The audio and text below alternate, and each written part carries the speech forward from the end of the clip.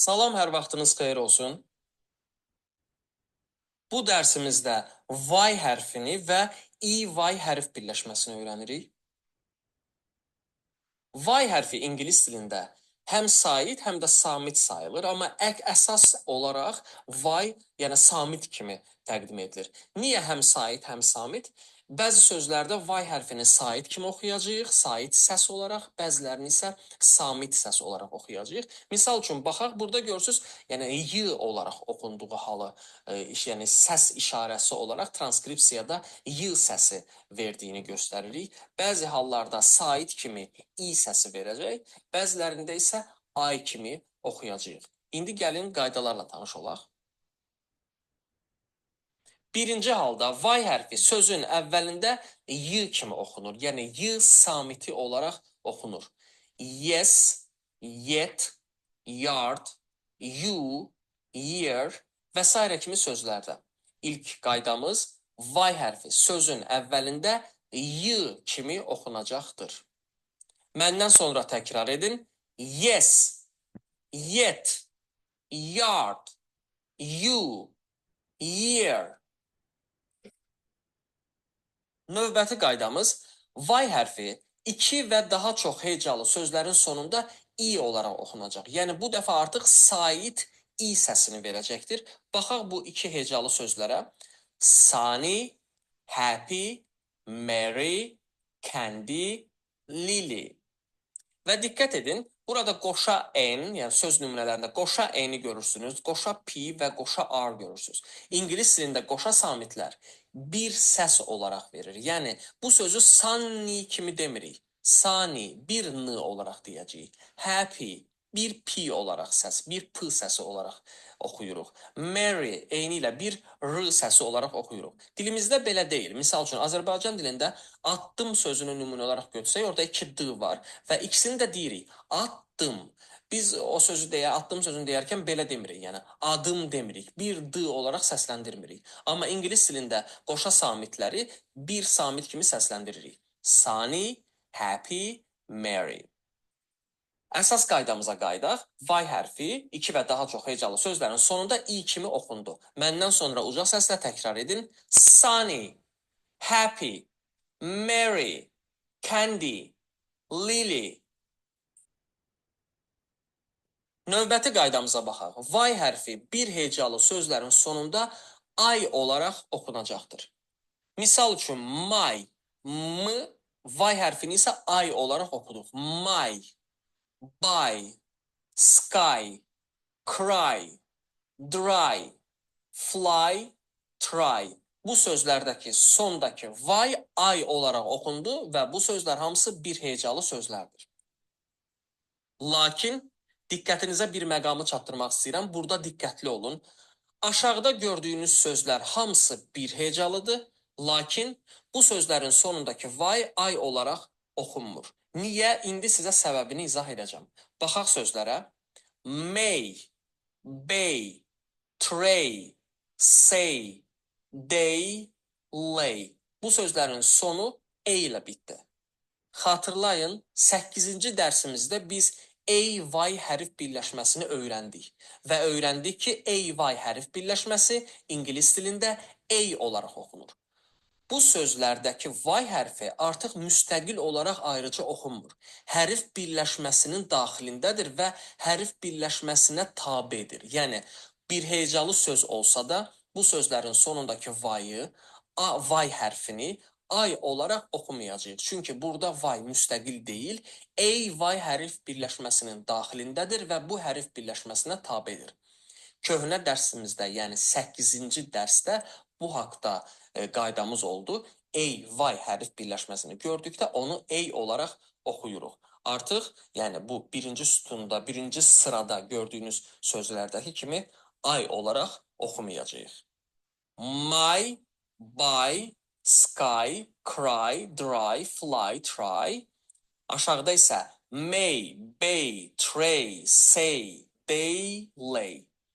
Bir hecalı sözlərdə Y hərfini, yəni A hərfi olmadan müstəqil şəkildə gördükdə hər hansı bir digər hərf birləşməsinə tabe deyilsə, onu ay olaraq oxuyuruq.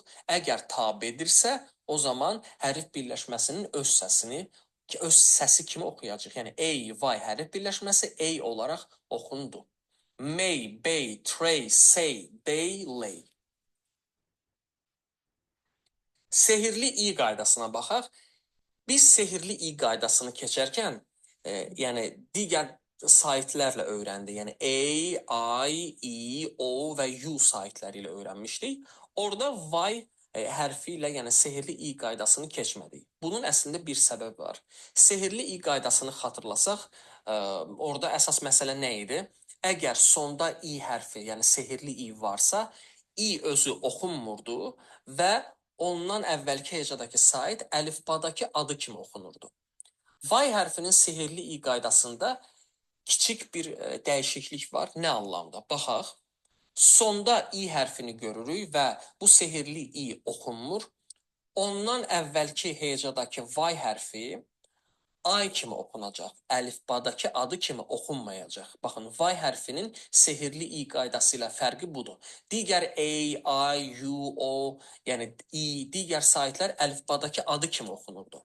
Amma y hərfi sehirli i qanunu ilə əlifbadakı adı kimi oxunmur. Çünki əlifbadakı adı y-dır. Biz sözü oxuyarkən sözün daxilində y hərfini y kimi oxumuruq. Ay kimi oxuyacağıq. Yəni dediyim kimi y-ın digər saytlardan fərqi bundadır, sehirli i qanununda. Digər saytlar əlifbadakı adı kimi oxunsa da y hərfi əlifbadakı adı kimi yox, ay kimi oxunur. Ümumiyyətlə ingilis dilində y hərfi heç bir sözdə əlifbadakı adı kimi oxunmur. Yəni y hərfini sözdə y olaraq oxumayacağıq. Baxaq nümunəyə. Type. Sehirli i var və y hərfi, yəni bunu twipe kimi oxumuruq. Y deyə səslənmədi. Ay kimi oxundu. Type. Eyni ilə burada da tire, hype. Hər üç halda da sehirli i qanunu ilə y hərfi ay hərfi kimi oxundu. Yəni ay səsini verdi. İndi isə gəlin bura qədər öyrəndiklərimizi ümumiləşdirək. Necə öyrəndik? Y hərfi sözün əvvəlində y olaraq oxundu. You, yesterday sözlərində olduğu kimi. Digər iki hecalı və iki və daha artıq sözlərdə sonda y hərfi i kimi oxundu. Lily, happy sözlərində olduğu kimi. Və bir hecalı sözlərdə, my, try sözlərindəki kimi bir hecalı sözlərin sonunda ay kimi oxunmuşdu. My, try, day sözündə də bir hecalı sözdür. Sonda y hərfini görürük, amma ay olaraq oxunmayacaq. Biraz əvvəl də demişdim, diqqətli olun burada. Hərf birləşməsinin daxilindədir. 8-ci dərsdə keçmişdik bunu. Hərf birləşməsinin daxilində olduğuna görə hərf birləşməsinə tabedir. Müstəqil olaraq ay kimi oxunmayacaq. Y hərf birləşməsi ey olaraq oxunduğuna görə bu sözdə də day olaraq oxunacaq. Bir hecalı olsa da sondakı ey olaraq oxunur. Digər qaydamız isə oldu sehirli i qanunu. Əgər sehirli i qanunu varsa i oxunmur, ondan əvvəlki hecadakı y hərfi ay olaraq oxunacaq. Əlifbadakı adı kimi oxunmayacaq. İndi isə keçirik EY hərf birləşməsini. EY hərf birləşməsi əsas hallarda ingilis dilində sözün sonunda gəlir və i kimi oxunur. Ki, hani, mani, donkey. Eyni ilə AY-da necə idi? AY hərf birləşməsində y hərfi, yəni başqa bir səs vermirdi, hərf birləşməsinə tabe olduğuna görə o səsi verirdi. Burada da baxın, ki bir hecalı sözdür. Qaydamız necə idi? Bir hecalı sözlərdə y hərfi sözün sonunda ay olaraq oxunurdu. Burada da oxunmayacaq. Çünki EY hərf birləşməsinə tabedir. Ümumiyyətlə ikisi bir yerdə EY i kimi oxunacaq. Ay olaraq oxunmayacağıq. Y hərfini ay olaraq oxunmayacağıq. Bir hecalı sözün sonunda olsa da. Ki, hani, mani, donkey. Ümumi gəlin ikisinə də baxaq. EY hərf birləşməsi i səsi verdi, AY hərf birləşməsi ey səsi verdi və hər bu iki birləşmədə hərf birləşməsində y hərfi müstəqil olaraq deyil, hərf birləşməsinin daxilindədir və ona tabedir. Money, honey, may, play. İndi isə Bütün öyrəndiyimiz qaydaları tətbiq edərək sözləri analiz edək. Yes, yet, yard, you, year, yesterday sözlərində y hərfi sözün əvvəlində gəldikdə y kimi oxundu. Yesterday sözünün sonunda ay hərf birləşməsi var, a olaraq oxunacaq. Yesterday. Bir hecalı sözlərin sonunda y hərfi I kimi oxundu. My, buy, sky, cry, dry, fly, try. Bir hecalı sözlə, üçüncü sütunda da bir hecalı sözlərdir. Lakin ikinci sütundan fərqli olaraq, yəni ikinci sütunda I olaraq oxuyurduq. Üçüncü sütunda y hərfi artıq hərf birləşməsinin daxilindədir. Bir hecalı sözün sonunda gəlsə də I olaraq oxunmadıq. Artıq ay hərf birləşməsinə tabe olaraq a kimi oxunur. May, bay, tray, say, day, lay. My, may. My bir hecalıdır. Y burada müstəqildir, təkdir. Ay olaraq oxuduq. May sözündə müstəqil deyil, ay olaraq oxunmayacaq bir hecalı söz olsa da. Ay bir yerdə ey səsi verəcək.